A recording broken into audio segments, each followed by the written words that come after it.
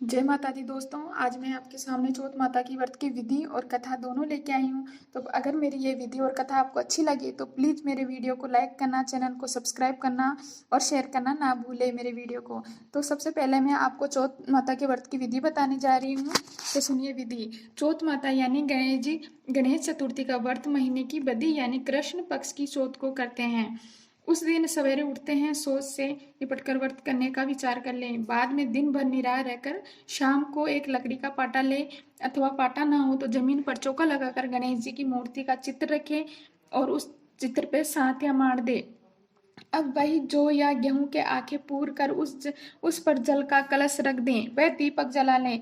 अब पूजा की थाली में रोली, मोली, पान, सुपारी व गुड़ की डली रखकर सामने बैठें। अब अगरबत्ती जलाकर पाटे पर पानी की छींटे देकर रोली, मोली, पान और जो सुपारी रख ली थी हमने उसे श्रद्धा पूर्वक चढ़ा दें और पूजन करें। धूप दें और प्रसाद चढ़ाकर जल से आमचन करावे। इसके बाद उस महीने की चौथ की कथा पढ़कर सुने या फिर अपने दूसरों से ये कथा सुने और माता की आरती करें तथा कथा विसर्जन करें। इसके बाद पूजन की थाली को जल के कलश सहित दे लेकर उस स्थान पर जहाँ से चंद्रमा उदय होने पर दिखाई देता है जाकर चंद्रमा के दर्शन कर उसका पूजन करें और अर्घ्य देवें यानी जल चढ़ावें। इसके बाद भोजन करें। इसके बाद में महिलाएं अपनी सासू, ननद या जेठानी के पास जाकर 1 रुपया 5 रुपया देकर पैर छुएं। बहुत सी भक्त ऐसे हैं जो बड़ी चौथ माता को खड़े रहकर भी करती हैं और चंद्रमा का अर्घ्य देने के बाद भी बैठती हैं। अब मैं आपको व्रत की कथा सुनाने जा रही हूँ, तो कथा सुनिए। ये कथा बहादुरी चौथ माता के व्रत की है। तो सुनिए ये कथा। एक बार पार्वती जी ने अपने पुत्र गणेश जी से पूछा कि हे पुत्र, भाद्रपद कृष्ण चौथ के व्रत का महात्म्य तथा कथा किस प्रकार है, सो कहो। तो गणेश जी बोले, हे माता, बहादुरी चौथ मनुष्य के सारे संकटों का हरण तथा अन्न, धन, सुख, संपत्ति तथा सौभाग्य देने वाली है।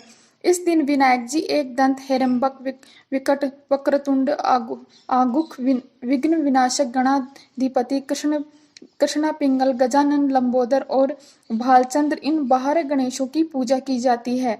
इस व्रत को सबसे पहले नल की पत्नी दमयंती ने किया था और उसकी कथा इस प्रकार है। तो गणेश जी सुनाते हैं। एक बार राजा नल दूसरे राज्य के साथ जुए में अपना सारा धन, माल, खजाना और राजपाट सब कुछ हार गए। तो उन्होंने अपना धन दाम सब कुछ छोड़कर परदेश जाना पड़ा। जब ये दोनों पति पत्नी विदेशों में घूमते रहे तो उनका बिछोह हो गया, यानी वो एक दूसरे से बिछड़ गए।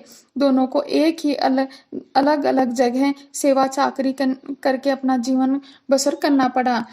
एक बार दमयंती की शरभंग ऋषि से भेंट हुई। तो दमयंती ने उससे पूछा कि हे ऋषिवर, आप मुझे कोई ऐसा उपाय बतलाए कि उसके करने से मुझे अपना खोया हुआ पति वापस मिल जाए। ऋषि ने उसे बहादुरी चौथ व्रत करने की सलाह दी और उसका विधि विधान भी बतलाया। दमयंती उनकी राय मानकर यह व्रत करने लगी तो 7 महीने के भीतर ही उसे अपने पति से उसका मिलन हो गया। उसके थोड़े दिन बाद में उन्हें अपना खोया हुआ राज्य भी मिल गया।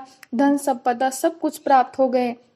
इसके बाद दोनों पति पत्नी कई वर्षों तक राज्य सुख को भोगकर अंत में वैकुंठ को गए। यह है चौथ माता व्रत का प्रभाव। बोलिए श्री चौथ माता की जय।